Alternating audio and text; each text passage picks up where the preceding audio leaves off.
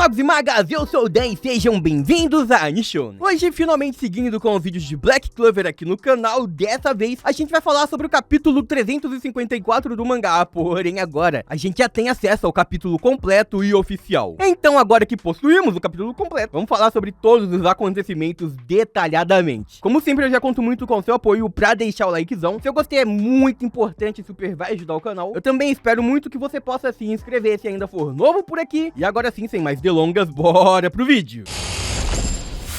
O capítulo se inicia com Lucius e vários outros paladinos caminhando em uma única direção. Lucius diz que o dia do julgamento chegou e eles vão dar o primeiro passo em direção à verdadeira paz mundial. Enquanto Lucius diz essas palavras, é mostrado pra gente o reino de Clover. Todos os cavaleiros mágicos do reino estavam espalhados pelo local, se preparando para o grande conflito que estava prestes a acontecer. Vemos então os capitães Charlotte Rosalie, Yami Sukehiro, Jack, William Vengeance. Eles estavam juntos em uma estrutura. Logo em seguida, Yuno se junta a todos eles, utilizando a sua magia de vento para conseguir os alcançar no topo. Yuno diz para William que todas as unidades estão em posição. William começa a dizer que todos os cidadãos do reino de Clover foram evacuados para a área no reino onde vivia a nobreza, e as fronteiras foram todas fortalecidas para que os inimigos não conseguissem entrar no reino com facilidade. William continua dizendo que o reino de Clover alertou todos os reinos aliados. Nos é mostrado que o reino de Spade e o reino de Hurt estavam agora se unindo a essa batalha. É possível ver os magos mais poderosos do reino de Hurt, conhecidos também como os Guardiões Espirituais. Junto a eles estava a Rainha Loropética, demonstrando agora estar extremamente séria com aquela situação, preparada para lutar contra esses poderosos inimigos, mesmo não tendo poderes de ataque. Logo em seguida também nos é mostrado os magos mais fortes do reino de Spade, sendo eles os magos que participaram da rebelião. Para quem não se lembra, eles foram responsáveis por ajudar os magos de Clover a conseguir enfrentar a Tríade no passado. Ao lado dos magos é possível ver também a Rainha Ciel Grimberial, estando preocupada com o bem-estar do seu filho, Yuno, que estava participando da frente dessa batalha. Por fim, a gente vê o William dizendo que apesar deles estarem preparados para este grande plano para conseguirem derrotar esses inimigos poderosos, avisando seus aliados dos outros reinos e também fazendo o máximo de prevenção possível, os magos do reino de Clover não conseguem encontrar Lucius. Tudo o que resta agora é esperar que o Lucius inicie o ataque no reino de Clover para que eles consigam finalmente o encontrar e ter uma chance de conseguir o derrotar, já que o procurar através de diversas maneiras diferentes não estava resultando em absolutamente nada, se tornando o impossível de se fazer. Nos é mostrado então os 5 grupos que foram feitos pelos magos de Clover. O primeiro composto pelos magos que apareceram inicialmente neste capítulo, sendo eles Charlotte Rosalie, Yami Sukehiro, Jack, William, Yuno e alguns outros magos também estão nos acompanhando nesse momento. O segundo grupo é composto pelos 2 irmãos Vermilion e os membros dos seus esquadrões, dos Reis Leões Carmesins. O terceiro grupo é composto pelos Águias de Prata e os irmãos Silvas, com exceção da Noelle, que não tá entre eles. O quarto grupo é composto pelo Capitão Muriel e também com os magos do seu esquadrão. Por fim, o quinto grupo é composto pelo Capitão Kaiser e pelos magos do seu esquadrão, os Orcas Púrpuras também. Cada grupo estava numa localização diferente ao redor do reino de Clover para conseguirem cobrir a maior área possível. Após o William explicar para o Yuno grande parte da estratégia que o reino de Clover estava tomando frente a esse poderoso inimigo, Charlotte chama por Yami, perguntando se ele possuía um tempo livre para conversarem rapidamente. Sem ouvir a resposta do Yami, ela se desculpa por ter evitado ele durante esses últimos dias. Nessa batalha que tá prestes a acontecer, ela vai colocar os seus sentimentos de lado e então, assim que cumprir a missão, ela vai finalmente falar o que sente. O Yami, ele não entende exatamente o que a Charlotte estava querendo dizer, então ele questiona o motivo por ela estar falando disso justo agora. E de forma sarcástica, Yami diz que ninguém está preocupado com isso, a chamando, como fazia no passado, de a Rainha dos Espinhos. Yami então a convida para sair junto com ele depois da batalha, mas logo se lembra que Charlotte não consegue suportar beber muito. Ela tem uma resistência baixa a bebidas, assim como Yami já tinha visto algumas vezes. Então, ele a convida para tomar algo como um chá, dizendo que ele precisava falar algumas coisas com ela. Imaginando que o Yami queria conversar, a Charlotte aceita, dizendo que se ele desejar conversar, então ela vai ouvir o que ele tem a dizer. Vemos agora o Jack olhando para suas mãos enquanto a sua magia de corte estava ativada. Ele começa a resmungar sozinho, dizendo que irá fatiar todos os inimigos que surgirem em Clover. Um grande brilho então surge atrás desses magos. O primeiro grupo de capitães rapidamente olham para trás. Eles buscavam saber de onde estava vindo essa magia de luz. E então, inesperadamente, alguém surgia. Lucius estava em meio a essa magia. Ele questionava como as coisas estavam indo. Junto ao seu lado estava alguém que ainda estava oculto pela fumaça. Alguém que inicialmente não tem seu rosto revelado. Yami e Charlotte demonstram um grande espanto ao observar a pessoa que estava ao lado de Lucius. Yami se assusta. Essa pessoa que estava ali parecia muito com Knight, possuindo até mesmo o mesmo sorriso. Jack fica irritado, sendo que ele havia percebido que o Knight realmente estava sumido nos últimos dias, mas ele nunca pensou na possibilidade de que ele havia sido capturado pelo Lucius e sido transformado num paladino. Porém, Jack percebe algo diferente em Knight. Ele não era realmente o mago que Jack pensava que ele fosse, mas já era tarde demais. Quando Jack realmente entendeu quem estava à sua frente, algo terrível aconteceu. De uma forma rápida e inesperada, Jack havia perdido um braço. Ele fica também com um grande buraco no estômago, causado pela pessoa misteriosa que aparentava ser Knight. Na realidade, aquela era uma pessoa que ninguém esperava ver novamente. Jack fica completamente espantado com aquela grande ferida que estava agora sentindo em seu corpo.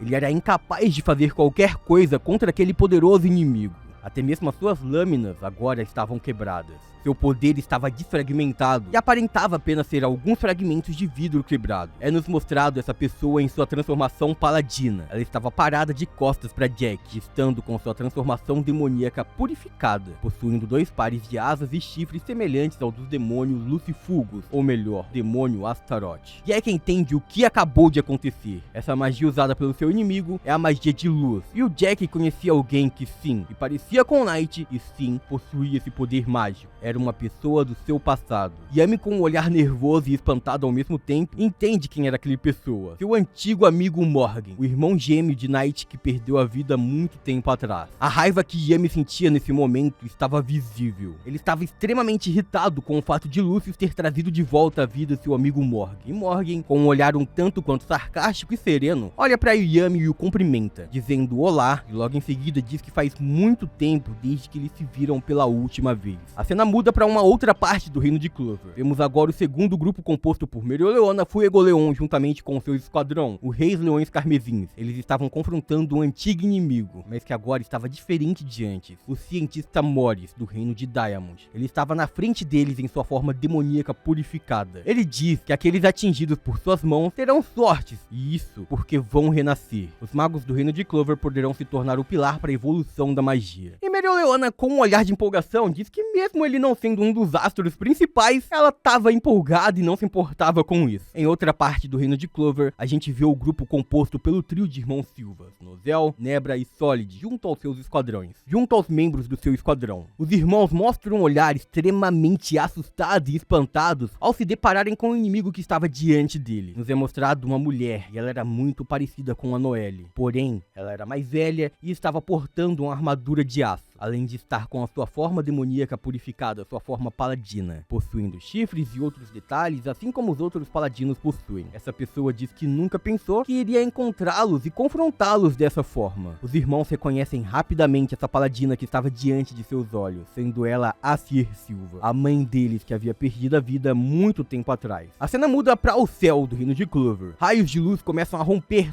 todo o céu nublado. Cidadãos começam a avistar algo vindo do céu, anjos voando em volta do reino de Clover. Na última página do capítulo, a gente vê então Lucius dizendo que começou o momento em que ele vai poder trazer felicidade para o mundo. Dessa forma, ele estava com uma expressão fria, mas ao mesmo tempo serena. E assim o capítulo 354 chega ao fim. Comenta aí embaixo o que vocês acharam de tudo isso, o que vocês esperam pro futuro do mangá de Black Clover. Fechou?